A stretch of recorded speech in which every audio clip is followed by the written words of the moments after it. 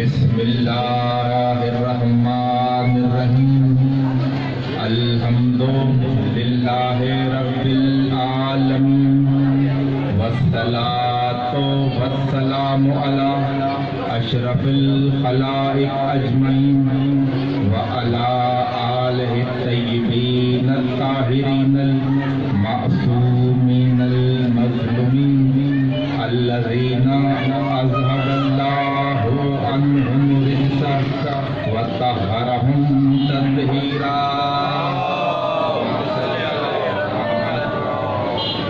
اما بعد فقد قال اللہ سبحانہ وتعالی فی محکم کتابہ المبین بسم اللہ الرحمن الرحیم ان اللہ وملائکتہ یصلون علی النبی یا ایھا الذین آمنوا صلوا علیہ وسلموا تسلیما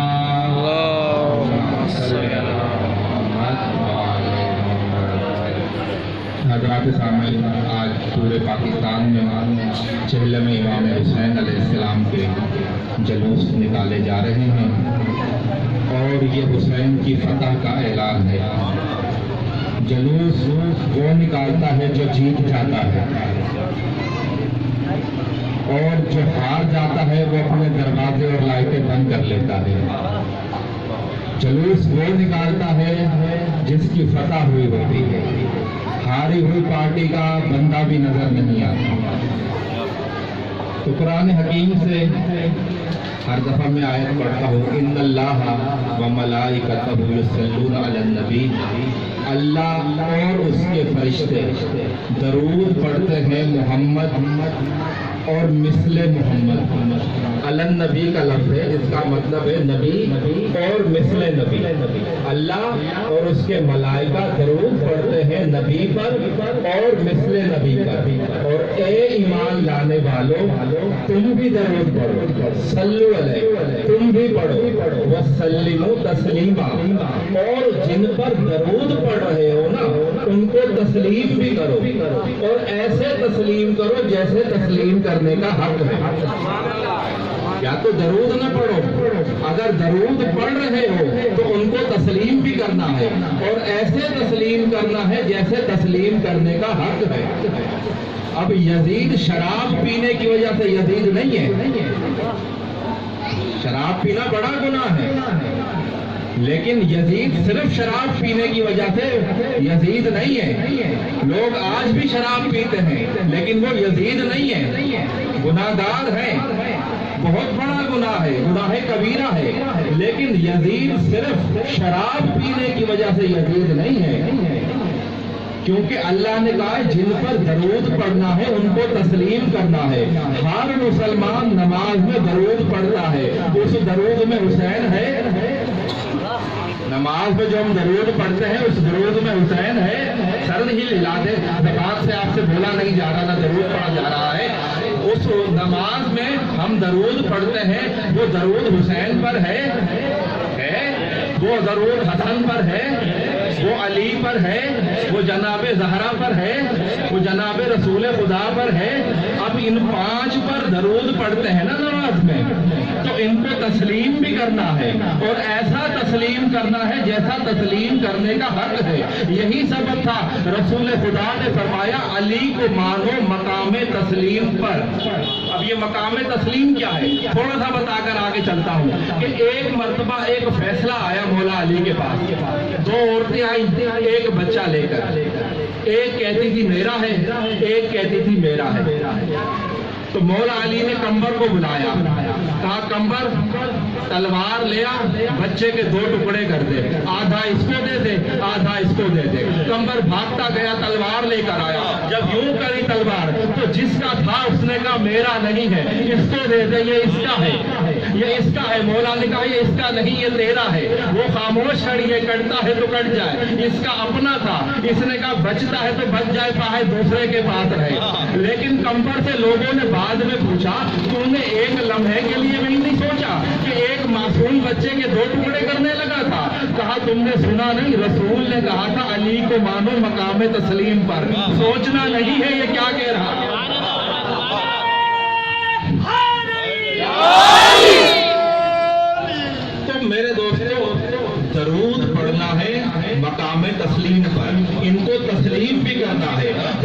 چلا ان کو تسلیم کرنے کا اللہ نے اس لیے کہا ہے جن کو تسلیم کیا جاتا ہے ان کی بیعت کی جاتی ہے، ان سے بیعت لی نہیں جاتی۔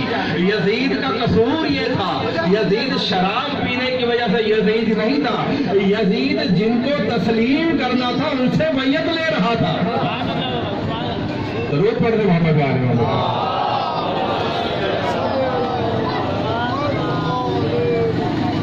اسلام پر احسان ہے دو ہستیوں کا، ایک ابو طالب کا، ایک بی بی خدیجہ کا۔ اس لیے اللہ نے قرآن میں فرمایا الم یجد کا یتیمن فآوا، اے میرے حبیب جب میں نے تجھے یتیم پایا تو میں نے تجھے پالا، میں نے تیری پرورش کی۔ اللہ کہہ رہا ہے محمد جب آپ کو میں نے یتیم پایا تو میں نے آپ کی پرورش کی۔ آج دنیا کہتی ہے ابو طالب نے کلمہ نہیں پڑھا تھا، ابو طالب ایمان لے کر نہیں آئے تھے۔ اللہ کسی غیر مسلم کے فعل کو اپنا فعل نہیں کہتا۔ اللہ کہہ رہا ہے میں نے محمد کو یتیم پایا تو میں نے پرورش کی۔ اب پرورش کی تھی ابو طالب نے، اللہ کہہ رہے ابو طالب نے نہیں کی میں نے کی۔ تو پتہ چلا جس کے فعل کو اللہ اپنا فعل کہتا ہے اسے ابو طالب کہتے ہیں۔ اب حدیث ہے نا، اور تمام مسلمان اس حدیث پر متفق ہے کہ ہر بچہ فطرت اسلام پر پیدا ہوتا ہے اور جو اس کے گھر والے ہوتے ہیں وہ اسے اپنے جیسا بنا دیتے ہیں۔ اگر گھر والے مسلمان ہیں بچے کو مسلمان بنا دیتے ہیں، گھر والے عیسائی ہیں بچے کو عیسائی بنا دیتے ہیں، گھر والے یہودی ہیں بچے کو یہودی بنا دیتے ہیں، گھر والے مشرک ہیں بچے کو مشرک بنا دیتے ہیں، گھر والے بت پرست ہیں بچے کو بت پرست بنا دیتے ہیں۔ اب ابو طالب نے پالا تھا محمد کو، اب ابو طالب نے اپنے جیسا بنا دیا۔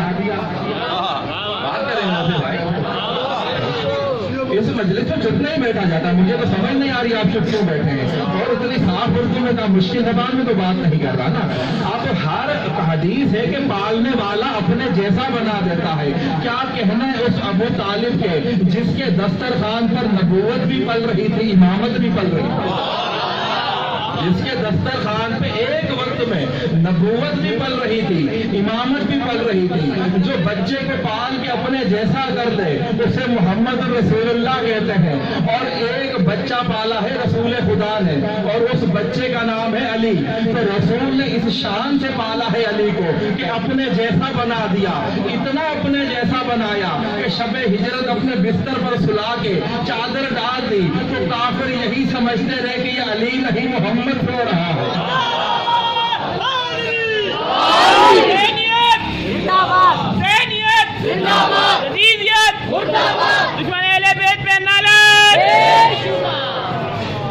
تو ہر بچہ فطرت اسلام پہ پیدا ہوتا ہے۔ ابو طالب وہ ہے جس نے نبوت کو پالا، ابو طالب وہ ہے جس نے امامت کو پالا۔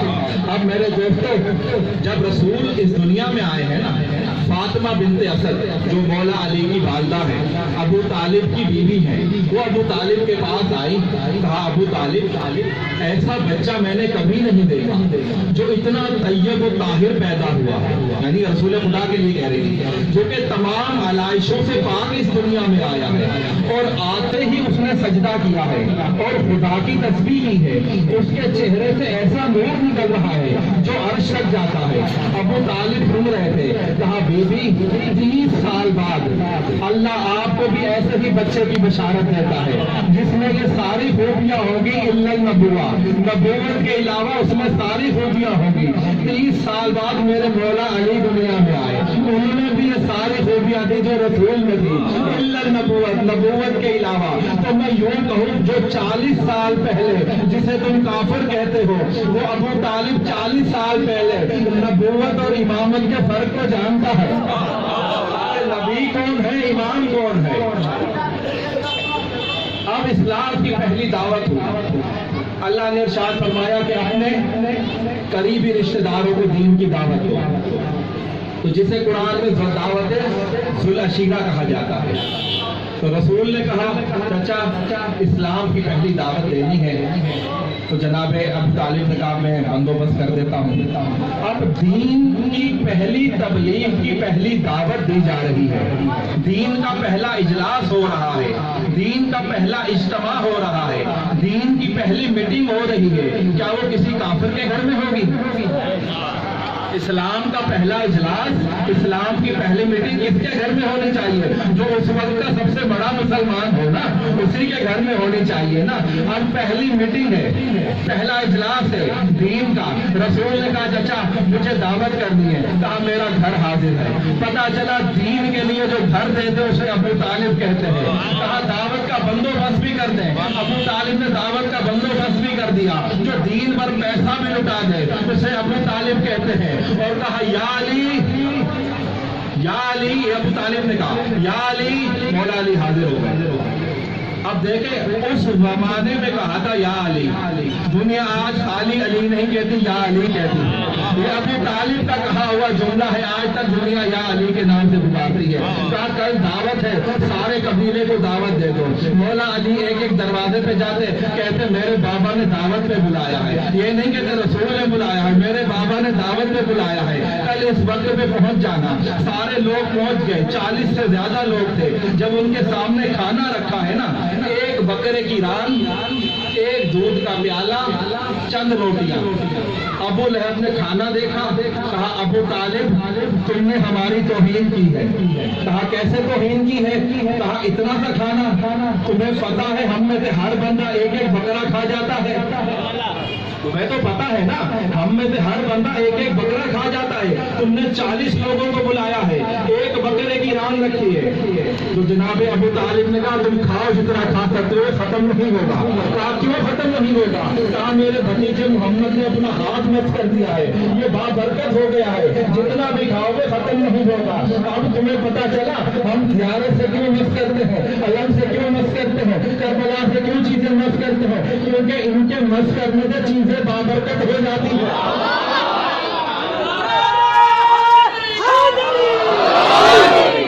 اب سب نے کہا کہ ان کو جھوٹا ثابت کرنا ہے. جس کے پیٹ میں ایک روٹی کی گنجائش اسے 10 روٹیاں کھائی. سب نے اپنی طاقت سے زیادہ کھایا, کھانا پھر بھی ختم نہ ہوا. جب کھانا کھا کے تھک گئے نا خود, اس کے بعد رسول خدا کھڑے ہوئے بات کرنے کے لیے. تو ابو لہب نے کہا یہ جادوگر ہے, اس نے جادو کیا ہے, کھانا ختم ہی نہیں ہو رہا, چلو واپس میں. سارے چلے گئے. ابو طالب اندر آئے, رسول کی آنکھوں میں آنسو میں. کہا بھتیجے کیا ہوا؟ کہا چچا میں بات کرنا چاہتا تھا, ابو لہب نے بات نہیں کرنے دی. کہا محمد پریشان کیوں ہوتے ہیں, کل پھر بلا لیتے ہیں, کل پھر بلا لیتے ہیں. یا علی پھر دعوت دے دو, پھر دعوت دے دی. کھانا تیار ہو گیا, کھانا کھا لیا. رسول بات کرنے کے لیے اٹھے, ابو جہل ابو لہب سب کو لے کر چلا گیا. رسول خدا پھر آنکھوں میں آنسو. جناب ابو طالب نے کہا 2 دن سے میں دروازے پہ کھڑا ہو رہا تھا, آج میں دروازے پہ کھڑا نہیں ہوں, اب میں اندر بیٹھوں گا تیسری دعوت میں. تو پتا چلا بانی کا دروازے پہ کھڑا ہونا ابو طالب کی سنت ہے. کہا کل کی دعوت میں اندر بیٹھوں گا. تیسرے دن دعوت دی گئی. اب حضرت ابو طالب دروازے پہ نہیں ہے, اندر بیٹھے ہیں. سب نے کھانا کہا, رسول کھڑے ہوئے کلام کرنے کے لیے. ابو لہب کھڑا ہوا. جیسے ہی ابو لہب کھڑا ہوا, عبد المطلب نے کھڑے ہو کے گریبان میں ہاتھ ڈالا. کہا کوئی بھی آج محمد کی بات سنے بغیر باہر نہیں جائے گا. ابو طالب بوڑھے تھے, یہ جوان تھا, اس نے ہلنا چاہا. ابو طالب نے دبوچ کے بٹھا دیا. میں نے جب یہ واقعہ پڑھا تو سوچا ابو طالب میں بڑھاپے کے اندر اتنی طاقت کیسے آ گئی. تو مجھے خیبر کا دروازہ یاد آ گیا, مجھے خیبر کا دروازہ یاد آ گیا. جس کا بیٹا خیبر کا در اکھاڑ لیتا ہے, یہ تو اس کا باپ ہے.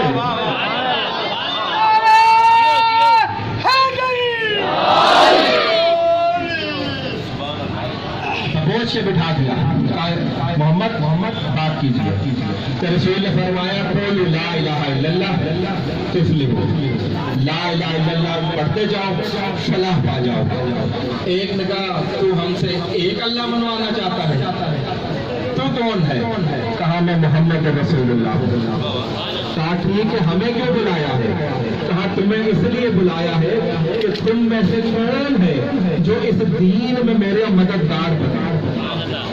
तुम इन 40 लोगों में से, खानदान वालों में से, सारे कबीले में से कौन है जो दीन में मेरा मददगार बने? किसी ने जवाब न दिया। या कोने से 11 साल का बच्चा खड़ा हुआ और उस बच्चे ने कहा अशहदु अल्ला इलाहा इल्लल्लाह व अशहदु अन्ना मुहम्मद रसूलुल्लाह अन्ना नासिरुका या रसूलल्लाह। मैं गवाही देता हूँ अल्लाह वहदहु ला शरीक है, मोहम्मद अल्लाह का रसूल है, मैं रसूल का मददगार हूँ। रसूल ने बच्चे को बिठा दिया। तारीख है कहती है उस बच्चे का नाम अली इब्न अबी तालिब था।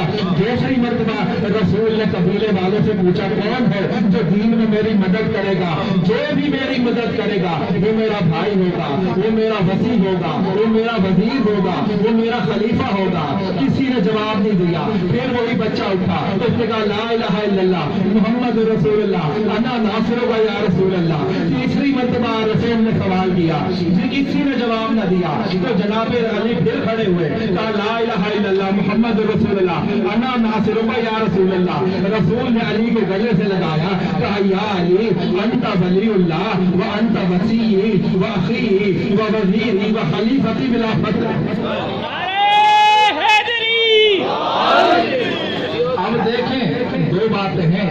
अली ने 3 दफा कलमा पढ़ा ला इलाहा इल्लल्लाह मुहम्मद रसूलुल्लाह, तो ये कलमा है अली का। और मोहम्मद ने सीने से लगा के कहा अलीउन वलीउल्लाह। तो अब मोहम्मद ने कलमे को मुकम्मल कर दिया और कहा या अली अंत आखी, तो मेरा भाई है, तो मेरा वसी है, तो मेरा वजीर है, तो मेरा खलीफा बिला फसल है। वहां सुनो, पहले दिन ही खिलाफत का फैसला हो गया।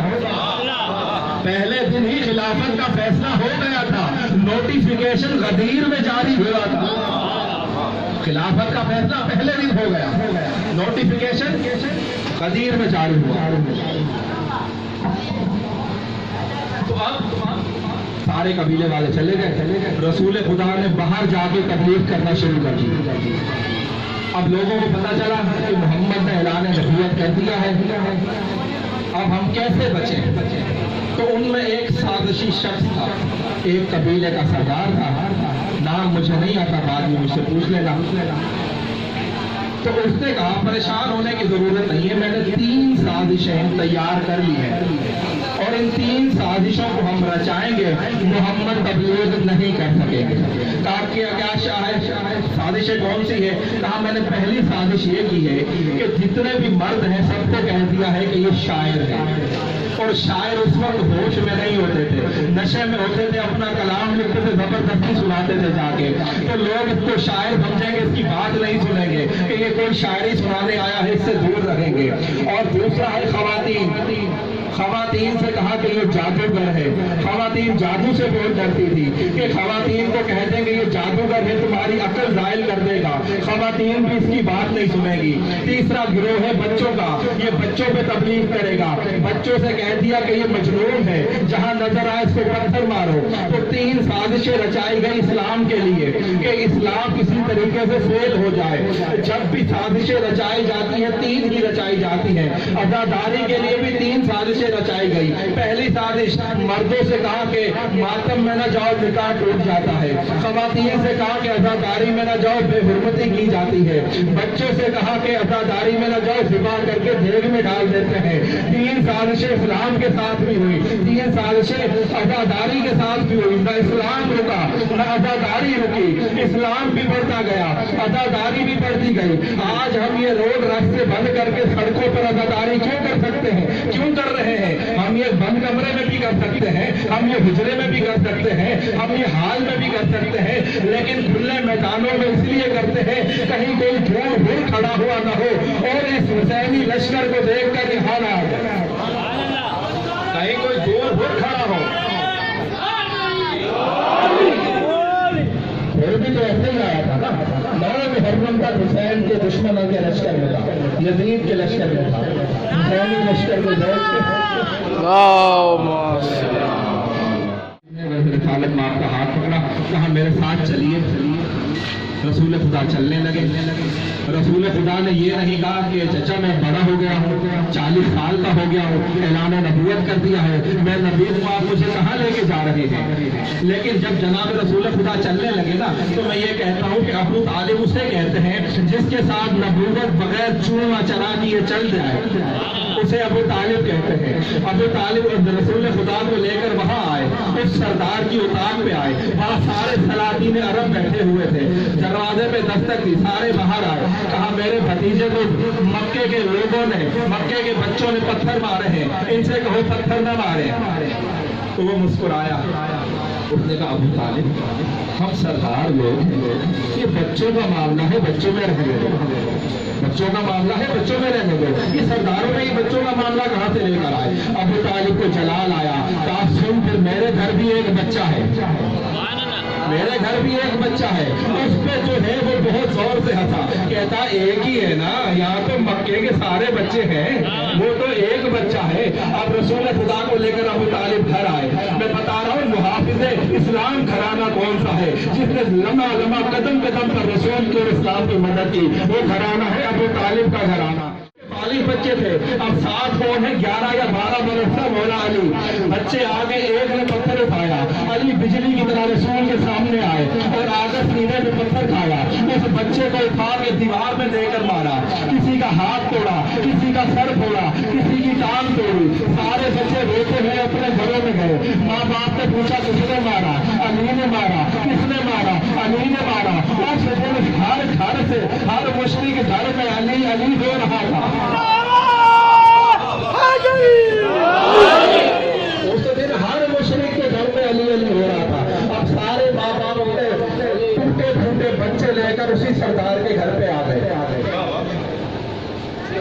उस सरदार का दरवाजा दस्तक दी, बाहर आया, कहा देखो देखो तुमने कहा तो पत्थर मारो, हमारे बच्चों का क्या हाल हुआ है?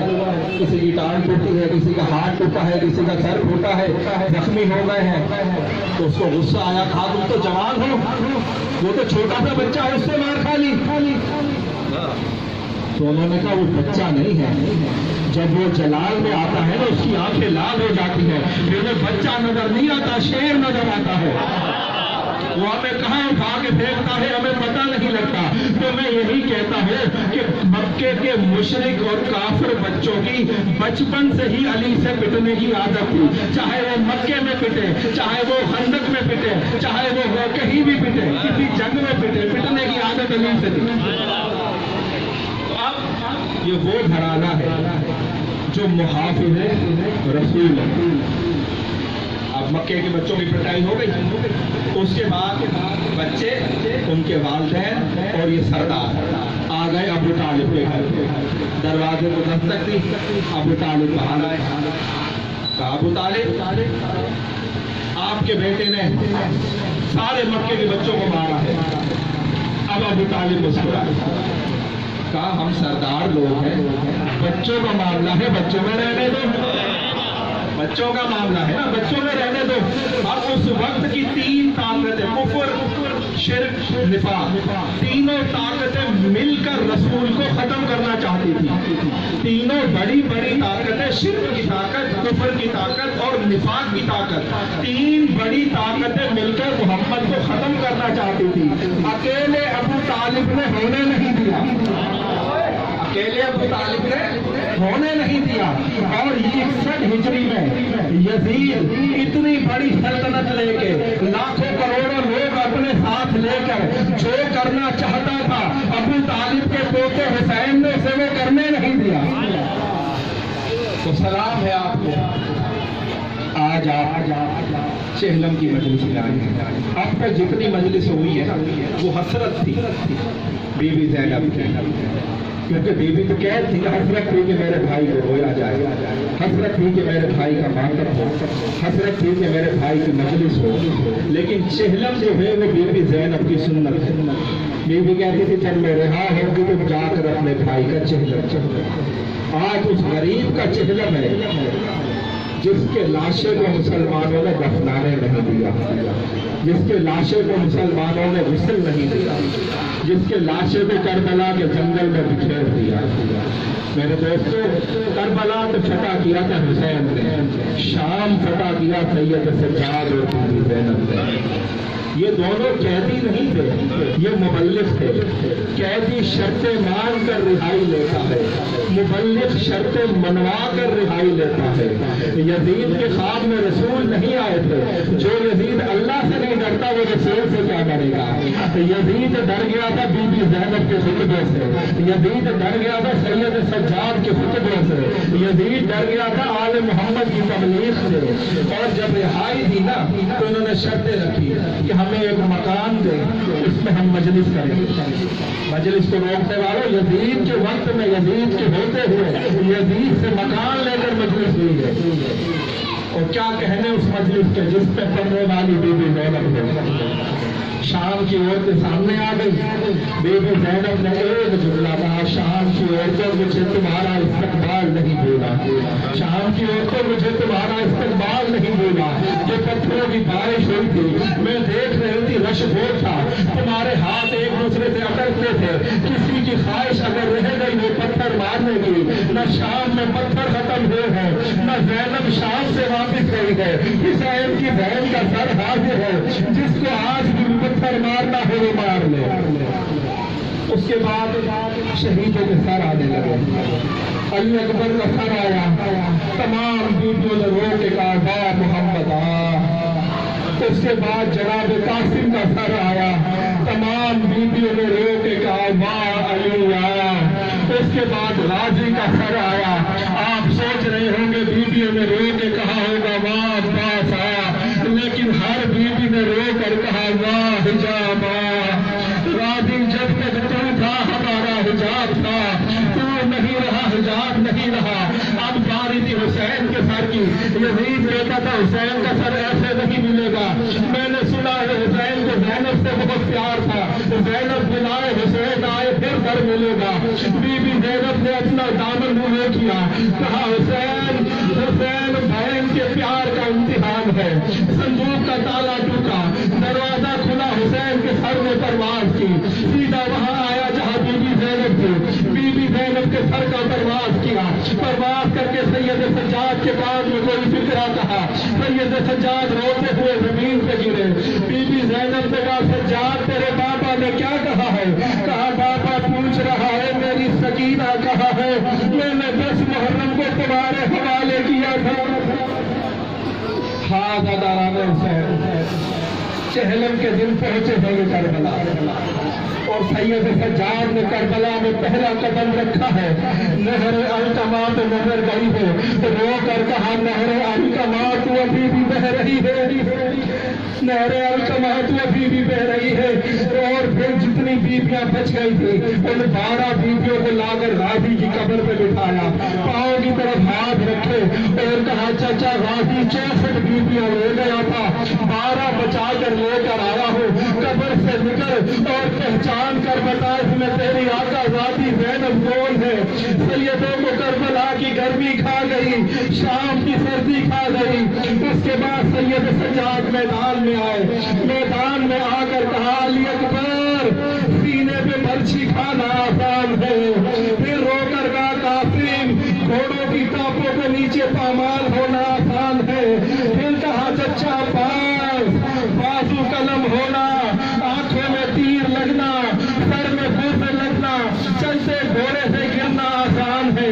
جب یہ جملے کہے یا کربلا کی زمین پہ زلزلہ آیا، ہر شہید کی آواز آئی تیر آسان ہے، نیزہ آسان ہے، برچی آسان ہے، گرد آسان ہے، سجاد مشکل کیا ہے؟ کہا زینب جیسی ماں ہو اس کے سر پہ برقع نہ ہو، شام کے بغیرتوں کا بازار ہو اور اس میں کبھی اس بازار پھرایا جائے کبھی اس بازار پھرایا جائے۔ سید سجاد کہتے ہیں جب ہم شام میں داخل ہوئے تھے 1 لاکھ آدمی ڈھول بجا رہا تھا، 6 لاکھ آدمی شراب پی رہے تھے، بغیرت ہمارے اونٹوں کے سامنے ناچتے تھے، اور مجمع اس طرح سے بڑھ گیا، عورتیں چھتوں پہ چلی گئی، مرد پتھر لے کے سائڈوں پہ ہو گئے۔ پھر جو پتھروں کی بارش ہوئی ہے، جب بارش رکی ہے، سید سجاد کہتے ہیں میں بی بی زینب کو نہ پہچان سکا، بی بی زینب سجاد کو نہ پہچان سکی، بی بی زینب سجاد تلے سے پہنچی ہے جیسے حسین علی اکبر کی لاش پہ پہنچے تھے۔ یزید کا دربار آ گیا، یزید کا دربار آ گیا، आले मोहम्मद के कैदियों को, अली की बेटियों को, रसूल की नवासियों को पेश किया गया। ये नशे में बैठा हुआ है, इसके सामने हुसैन का सर ला के रखा गया, इसने तश्त से कपड़ा हटवाया, हुसैन के सर को देख के कहा काश आज बदर वाले होते तो देखते मैंने कैसा बदला लिया है, काश आज बदर वाले होते तो देखते मैंने कैसा बदला लिया है। फिर इसके हाथ में छड़ी थी, इसने छड़ी लेकर हुसैन के मुंह पर मारना शुरू की, कहता था ये बदर का बदला है, ये उहद का बदला है, ये सिफ़ीन का बदला है। एक सहाबी रसूल खड़े थे, काश शर्म कर, इस होठे को तो मोहम्मद चूमते थे, तू उन पे छड़ियां मार रहा है। हाँ, इसके बाद यजीद ने कहा अली की बेटी कहाँ है, मुझे उससे कलाम करना है। शिमर ने कहा ये तो ज़रीफा खड़ी है ना, इसके पीछे अली की बेटी है, कहा इस ज़रीफा को हटाओ, ज़रीफा न हटी, ये अपने सामान में से ताजियाना ले आया और जनाब फिजा पर ताजियाने बरसाने शुरू किए, ताजियानों की बारिश कर दी। जब ताजियाने मारने की इंतहा हो गई, जनाब ज़ैनब ने कहा अम्मा फिजा आगे से हट जाओ, कहा मैं नहीं हटेंगे, मैं करबला से यहाँ तक तेरा पर्दा बन के आऊंगा। जब बहुत ज्यादा ताजियाने मारे हैं ना इसने, तो बीबी ने कहा है कोई दरबार में हबशी, बीबी फिजा ने कहा है कोई दरबार में हबशी। 400 हबशी खड़े हो गए, कहा क्या काम है तुम्हारा हबशियों में, कहा तुम्हारा बादशाह कौन है, कहा अशकबूस है, कहा जिंदा है मर गया है, कहा मर गया, कहा हुकूमत कौन करता है, कहा उसकी बेटी, कहा वो बेटी कहाँ है, कहा मुद्दत हुई मदीने चली गई, रसूल और उसकी बेटी की कनीज बन के रहती है, कहा अगर वो तुम्हारी शहजादी यहाँ आ जाए तो 400 हबशी रोने लगे, कह रहे खुदा न करे हमारी शहजादी शराबी के दरबार में आए। जनाब फिजा ने बालों को हटाया, बालों को हटा के चेहरा बाहर निकाला, कहा पहचानो मैं तुम्हारी शहजादी फिजा हूँ, पहचानो मैं तुम्हारी शहजादी फिजा हूँ। 400 हबशियों ने 400 तलवारें निकाली, कहा फिजा हम तुम्हें कत्ल करेंगे, कहा क्यों कत्ल करोगे, कहा अगर रसूल की नौकरी न छोड़ती तो इन बागियों के साथ कैद होके क्यों आती, कहा ये बागी नहीं मेरे साथ रसूल की नवासिया है, मेरे साथ अली की बेटियां हैं। दरबार का माहौल बदलने लगा, यजीद ने हुक्म दिया इस बुढ़िया को कत्ल कर दो। 400 तलवारें यजीद की तरफ फिरी, कहा यजीद खबरदार हमारी शहजादी कोई ज़ैनब की तरह लावारिस चाहिए, हमारी शहजादी कोई ज़ैनब की तरह लावारिस नहीं है। जब ये जुमले सुने बीबी ज़ैनब ने मदीने की तरफ मुंह करके कहा नाना तेरा दीन बच गया, नाना अब तो राजी हो, हमारी कनीजों के वारिस मौजूद है, ज़ैनब का कोई वारिस मौजूद